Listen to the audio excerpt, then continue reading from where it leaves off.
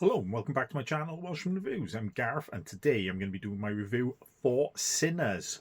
So this is Ryan Coogler's newest movie. He did direct and write this. Don't know who Ryan Coogler is. He did direct the first Creed movie and the two Black Panther movies as well. The movie does star Michael B. Jordan, who plays twins Stax and Smoke, who are gangsters, have just come back from Chicago, back to their hometown and all that, to open a Duke joint. It is, with the money they've got from there. Also stars Miles Canton as their cousin, Preacher Boy.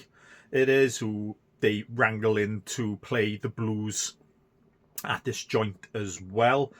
We have Haley Steinfeld, Wumi Musaku, apologies if I butchered that, and James Lawson, who are the love interests of the twins and Preacher Boy. But there also have, it's a stacked cast, to be honest. Delroy Lindo plays Delta Slim. He's an old blues person that Stax gets to play at the joint as well. Jack O'Connell as well, who is Remick. He is the main vampire for this movie.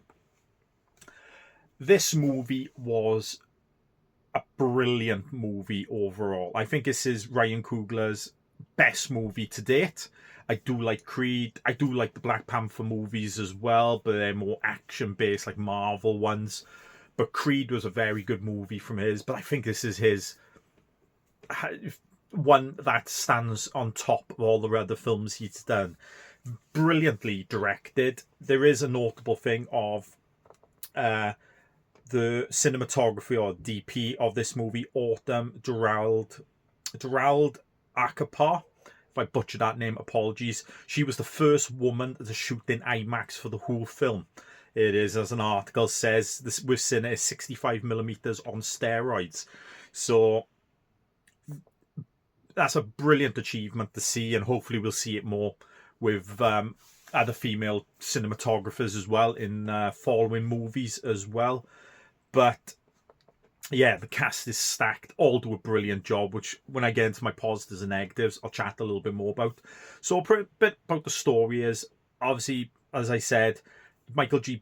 Gordon's characters, Stack and Slim and Smoke, come back to their town that they came from and all that. They are World War One veterans as well, but they were in Chicago. Pretty much mentions under there that they were with Al Capone, or rumors and stuff like that. But they come back with a lot of money that they acquired not more illegally. It ain't. So they open up a Duke place. They buy a rundown mill, do it up, and make it out into a Duke joint and all that for people of colour like themselves in the town or the area that they live in. Can go there, let their hair down, play some good blues music, and have some fun. But with the start of this movie, they do say with blues music and stuff like that, it does bring the devil and evil and stuff like that, because they call it the devil's music and things like that. So we do have Remick, who is Jack O'Connell's character, getting introduced when Preacher Boy starts playing in the joint. We have this beautiful scene where it takes place, like different cultures and different types of music over time are all blended into this scene, and you have people, like I said, from different nations dancing, and from different time zones, from the 80s and 90s, the way people would dress for their dancing. Probably arguably the best scene in the movie, and a lot of people's, including myself, brilliant scene. And that's when Remick and his two followers that he turned earlier in the movie come. And pretty much that's the thing. They're not allowed in because they're traditional vampires, which we will get into my positives and that, because one thing I did like about the movie, weren't allowed in. You got a bit of a race thing as well. They're white, and this is pretty much an all black thing. Yeah, Haley Steinfeld's character's in it, but she was brought up by black folk, so they all know her and stuff like that. But yeah, things like that. And then people start turning, and then it's pretty much a fight for survival at the end with the survivors against the horde of vampires outside. Like I said, this movie was brilliant. I thoroughly enjoyed it.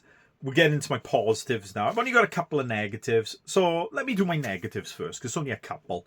It is. I did love the vampires, but the vampire part of the story was a bit rushed and brought into it thing. You really don't see a vampire in this movie until about, I didn't clock the time, but it's got to be about 40, 50 minutes into the movie, to be honest. It more concentrates on Stacks and Smokes and Preacher Boy and them trying to get this club up and running, the first part. It is very much like, the best I can describe this movie as something else is from Dusk Till Dawn, where you think it's a different movie in the beginning, and then midway through the movie then takes a flip and it's a totally different movie again. So it did remind me of From Dusk Till Dawn.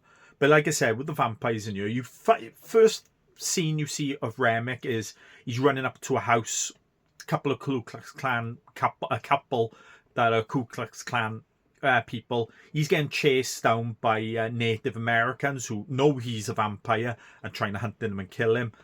The couple let him into the house and tell the Native Americans they don't know who he is, but because the sun's coming down, the Native Americans pretty much go back to their land and all that then, which I'm a bit of things you never see him for the rest of the movie, or no explanation or anything like that. A lot of people might think that's good and all that, but I would have liked a little bit of more of a backstory for Remick. So he pretty much turns the couple, and that's when they come back after that scene I just mentioned.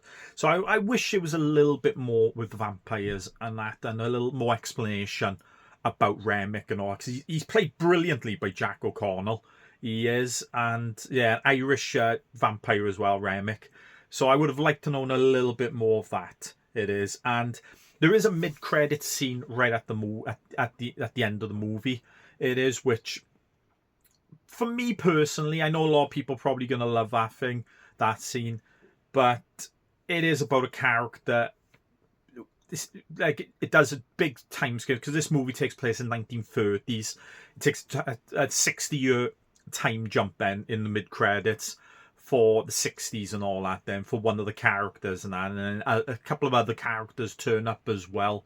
It is. I didn't think that flowed perfectly myself.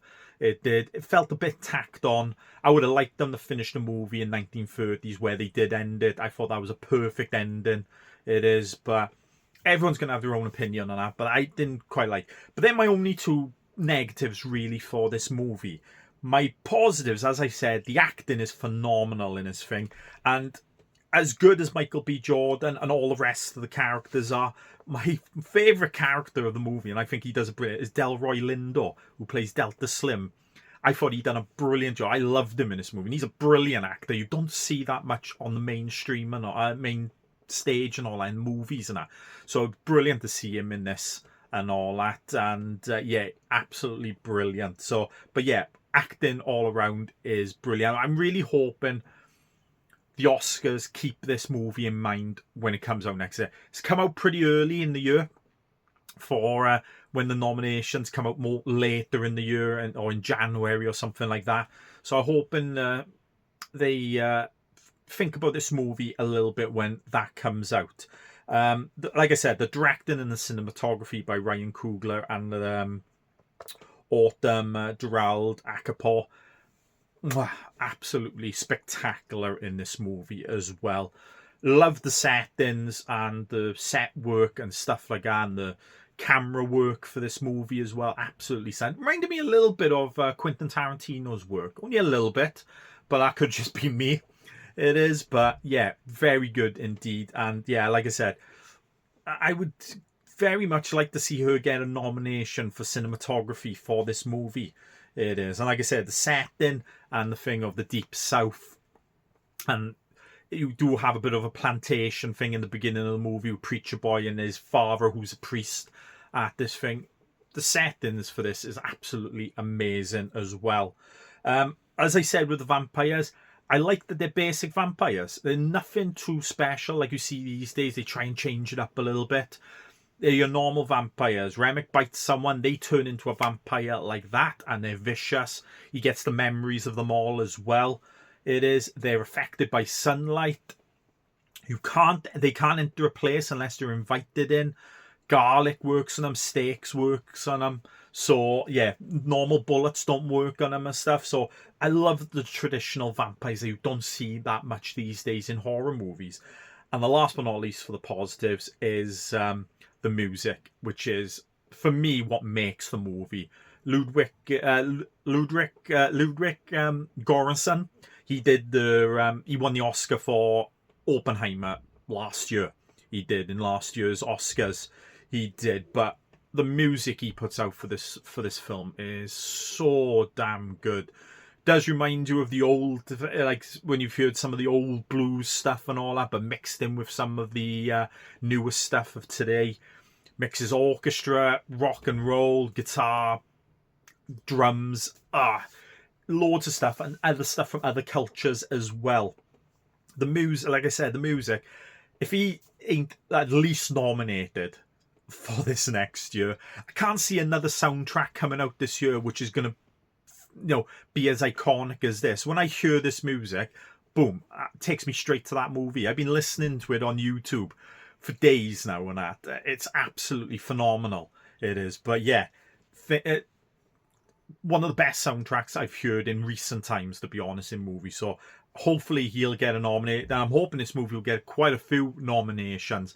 I'm not too sure if he'll get nominated for Best Film, but I think Best Director, cinematography, music, maybe the art department and costumes and stuff like that will get a good few nominations for this movie. But like I said, music makes it. I think it's a phenomenal movie. I give it a solid 9 out of 10. Doesn't quite get to the 10 because of my couple of negatives. It doesn't. But best film of the year I've seen so far. We've had 2 great vampire movies out this year, especially in Britain. I know Nosferatu came out in America last year. But we've had 2 brilliant vampire movies. I think this one just pips Nosferatu for me, and I love Nosferatu. I think it's a better movie when you've watched it over and over. But yeah, brilliant movie. And yeah, if you haven't seen it in the cinema, I recommend going to see it on the big screen, because that's where it should be watched. But yeah, 9 out of 10, brilliant movie.